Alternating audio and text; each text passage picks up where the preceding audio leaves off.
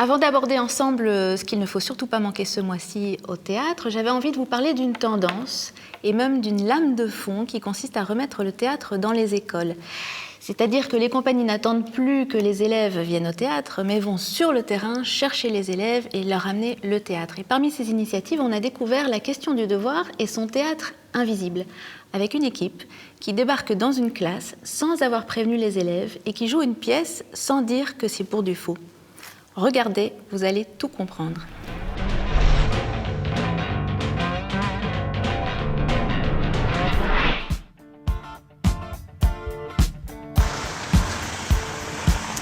Nous sommes devant une école à Anderlecht et si je vous parle tout bas, c'est parce que nous allons vivre une expérience de théâtre invisible. C'est-à-dire qu'à part vous, les comédiens et la prof, personne n'est au courant que nous amenons le théâtre à l'école. Suivez-moi.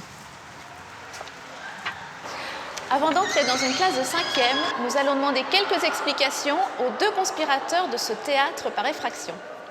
Finalement, on se présente comme deux personnes que nous ne sommes pas, une détenue en libération conditionnelle et puis moi qui suis son assistant social chargé de l'encadrer et de la surveiller, et que pendant un certain temps, il va y avoir du théâtre invisible. Donc on va faire croire aux élèves à cette histoire.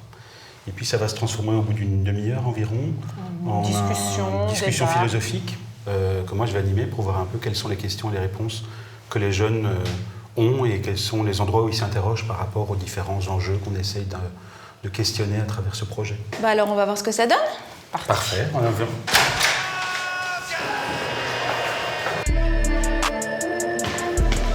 Vous voulez que je vous dise, on maîtrise pas tout, hein.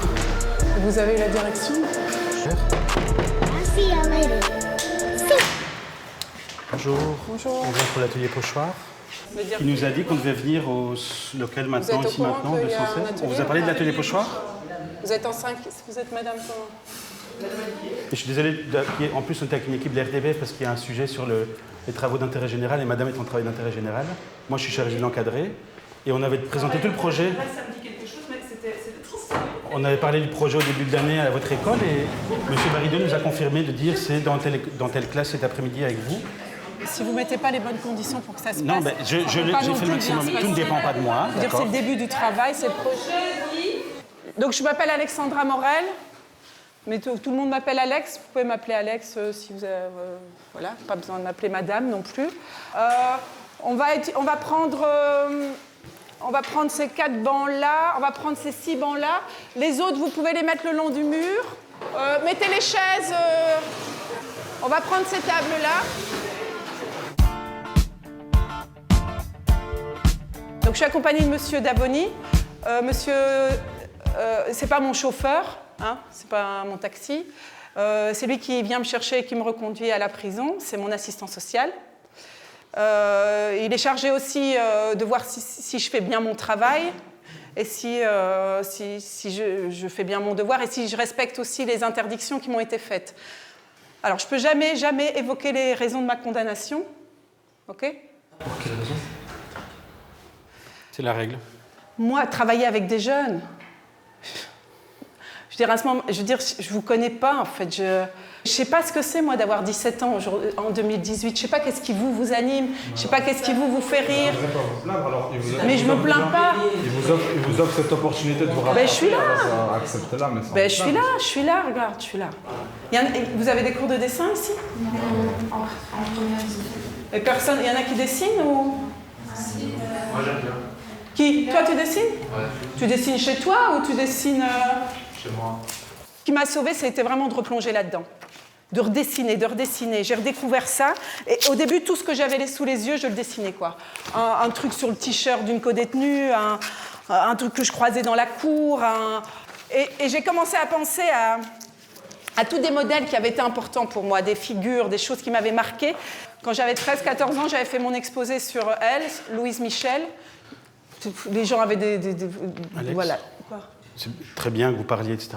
Juste soyez attentif au temps, simplement. Bah, je ne vais pas oui, je peux dire une minute je suis d'accord. sur Louise Michel. Pas de souci, mais juste soyez attentif au temps. Je ne vais pas m'énerver, me révolter. Non, je ne vais pas parler d'énerver, je pense juste au temps. Ok, ça va. Merci. Une minute? Allez-y. Bon, Louise Michel. Bah, une femme, milieu du 19e siècle, elle est née en 1830 en France, et c'est une femme militante, quoi. Elle prendra toute sa vie le parti des plus faibles, et pour elle, c'est sans concession, quoi. Elle ne supporte pas les inégalités, elle ne supporte pas que quelqu'un naisse là en bas et qu'il y reste. Elle a une foi absolue en l'éducation, l'instruction, la culture, et elle veut sortir l'homme, élever l'homme, quoi. Et elle va rentrer en politique. Bon, en plus, comme c'est une femme, c'est plus compliqué. Elle va tenir des discours devant des foules, elle va prendre les armes, elle va monter sur les barricades. C'est des gens qui ont une espèce de flamme qui se satisferont jamais du monde comme il est, quoi. Les pochoirs. Les pochoirs. Les pochoirs, pardon. C'est vrai qu'on est là pour ça. Voilà. Alors, les pochoirs. Alors, elle s'appelle André de Jong. Elle va être à la tête d'un réseau de résistance à Bruxelles, quoi. Un gros réseau. Et à 17 ans, elle commence à s'engager, quoi. Donc c'est la Seconde Guerre mondiale, les Allemands sont là, à Bruxelles, et envahis, et elle est à la tête de ce réseau. Et à un moment, elle va se faire choper par la Gestapo. Et elle arrive devant les deux Allemands et elle dit « Le réseau Comet, c'est moi ». Et là, il y a un grand silence. Et puis les deux soldats se regardent et ils éclatent de rire et ils ne veulent pas croire à ce gros bobard, quoi. Ils se disent, cette gamine-là de 17 ans, c'est pas possible qu'elle soit à la tête de ce réseau. C'est impossible, et ils la libèrent. Un journaliste qui demandait à Dédé de Jong, comment vous avez fait pour faire une telle action? Elle répondait, en fait, je ne décide rien du tout. Je suis tellement portée par mon indignation, par un sentiment de révolte sauvage et passionné devant l'injustice, par un désir désespéré de leur faire voir que ça ne se passera pas ainsi, que je file droit devant moi faire ce travail vers lequel je suis tirée par une force qui ne souffre aucune discussion. Il faut que je le fasse. Qu'est-ce qu'elle avait de plus, elle, cette fille, qu'elle a réussi à répondre ça C'était la guerre, on n'avait pas tout. C'était la guerre. Tous les gens n'avaient pas cette réaction-là, tous les gens ne disaient pas « moi je pourrais être poussé par une force comme ça ». Qu'est-ce qu'ils ont de plus, les gens qui arrivent à se bouger, à agir par rapport... Ouais, du courage. Qui a dit du courage? Elle avait... Du courage dans quel sens? Tout le monde en a du courage. Ouais, mais elle ose... Oui. On a le droit de dire ce qu'on veut, non? De notre société, maintenant, oui, mais à l'époque, non. Peut-être à l'époque. À l'époque, Et aujourd'hui, ça n'arrive plus trop qu'on... Aujourd'hui, on a plus le droit de dire ce qu'on pense qu'avant. Il reste encore quelques injustices, je trouve. Qu'est-ce qu'il y a comme injustice que vous trouvez aujourd'hui? Le racisme. Le racisme? Est-ce qu'il y en a d'autres? Les SDF. Les SDF? Parce qu'il y a des choses où... En Palestine. Le conflit et la situation des Palestiniens. Après avoir débattu longtemps, parlé de l'action des associations, de l'importance de voter, de la difficulté de ne pas devenir insensible face au flot des drames lointains, il était temps de révéler le poteau rose. Donc je ne m'appelle pas Alex Morel, je m'appelle Yannick Duret. Je suis comédienne et chez Stan et philosophe. Je savais que c'était après. Et donc on est venu avec un projet qui s'appelle La question du devoir dans votre classe pour questionner, pour vivre une expérience tous ensemble.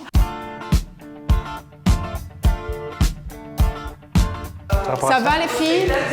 Vous vous remettez? Mal à l'aise un peu. Ça va.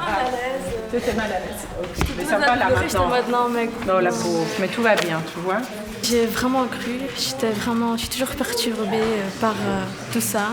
On était un peu surpris. Ouais.